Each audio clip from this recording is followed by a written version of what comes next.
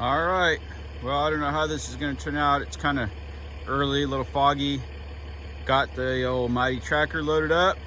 We're going to head up to the shop, see if we can't get those rear shocks mounted, maybe even the bump stops. I don't know, we'll see.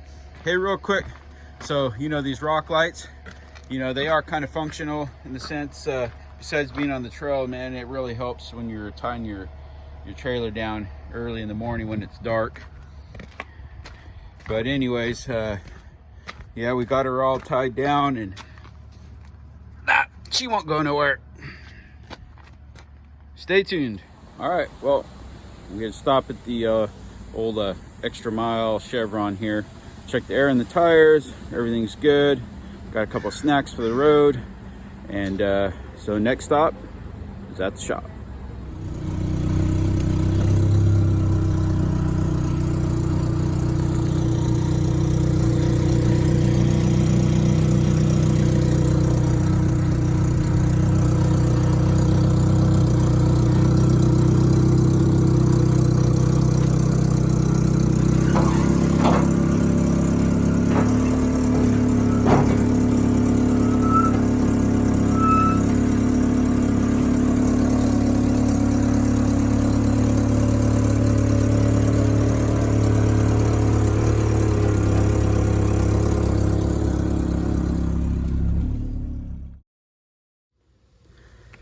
All right, so I think what I'm gonna have to do is go in here and we're gonna cut this old spring hanger off in order to mount the bar that's gonna go across here for the upper shock bracket. There's a lot of this stuff that's still on here. Yeah, so this was the lower control arm from the stock stuff. So a lot of this stuff I left on there until the end because I was afraid that if I just cut it off in the beginning that, you know, I might get to something and say, man, if I would have left that on there, I could have just used it. You never know. So I think I'm at the point where the offset of this is not useful for anything because my bump stops are going to go under here because they line up with the springs down here. So I'm going to take the plasma, come in here, cut all this off, grind it out so that when I put my upper shock mount in, I can tie it into the side also. Hey, one more thing. So this is a Uncle Sand Crab tip of the day. So all you guys out there fabricating or just getting started, so most of you fabricators already know, but anybody that's just getting started, especially if you're working on concrete, get you some knee protection. Because when you're young, you're gonna say, oh, it doesn't matter. But let me tell you, I'm rolling on 48 and I can't hardly even just put my knee on the ground anymore. So just a little tip there, treat your knees good and they'll treat you good later. All right, I got these cut off, both sides. I took a fire blanket, wrapped it up around gas tanks back here, just trying to protect any wiring, plumbing, anything like that. One note is, especially like on these trackers and the sidekicks, is that they have this like undercoating stuff on them. So when you fire up that plasma, that stuff like starts burning, you know, and it's not a big deal, but it stinks. And just make sure you have some good ventilation. I had a fan, had this guy over here pointing on me, just trying to keep it out of my face. And then over on the other side, I don't know if you guys can see, there's a big porta-cool on the other side. I had that fan going too, just to kind of try to ventilate this system, keep this stuff so I don't have to breathe it. But anyways, yeah, I got both sides cut off, so I'm gonna get the grinder to it, clean it up, because I'm gonna mount the shocks, I'm pretty sure kind of just slightly inboard right here somewhere, and then straight up right over the top. And I think that little fuel line right there, I can reclock it so that I can run that upper bar for the shock mount right there, and it shouldn't interfere with anything. Okay, so I got in here, got it all cleaned up, got all this this like bed liner type material they have off of here, so that my little bracket can go up here, and then I can weld onto the frame nice and clean.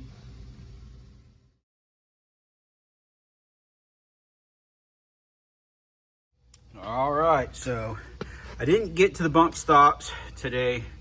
Kind of took me a little longer, but whatever, that's another project. So there's a plate with a piece of tubing, and then basically there's a bolt there. It goes all the way through like a stud for the top of the shocks. And then there's another bracket down here. Let's go underneath.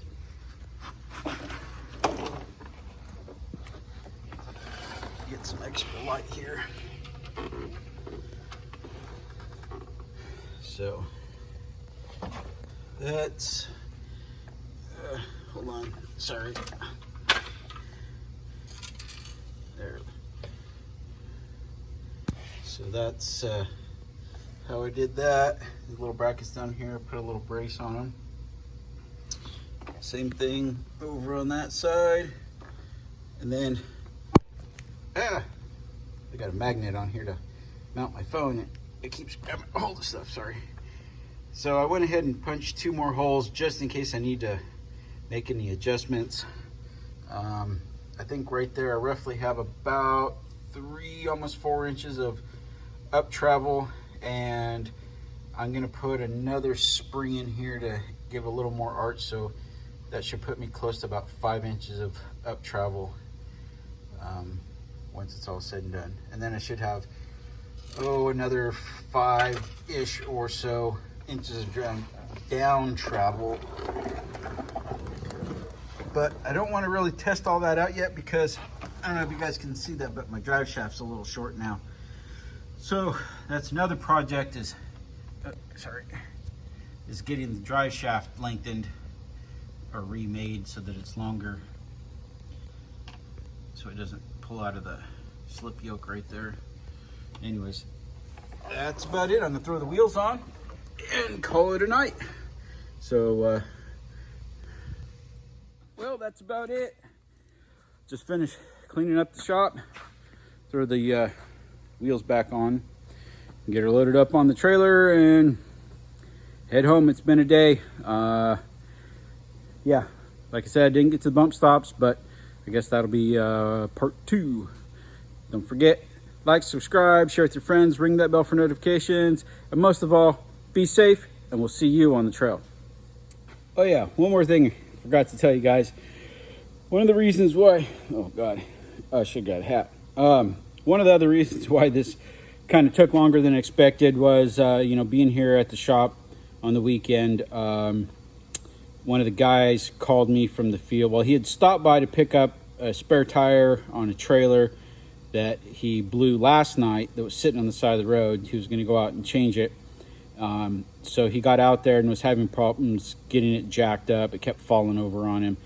So I loaded up some tools, a better floor jack and a big bottle jack that we have, and headed out about 15-20 minutes outside of town, helped him get the tire changed on the trailer, and followed him back because the other tire that was still good had a big bubble in it. So we were kind of poking down the road about 45 or so, and I just made sure he got to a tire station so that he can get a new set of tires, and actually it needed at least one new wheel because the other one was ruined when it blew. And then kind of came back, had my lunch real quick, and then got back on the job. So anyways, that was one of my little sidetracks, I guess you could say, for today. But nevertheless, it's a good day. Got a lot of stuff done. Thanks for following.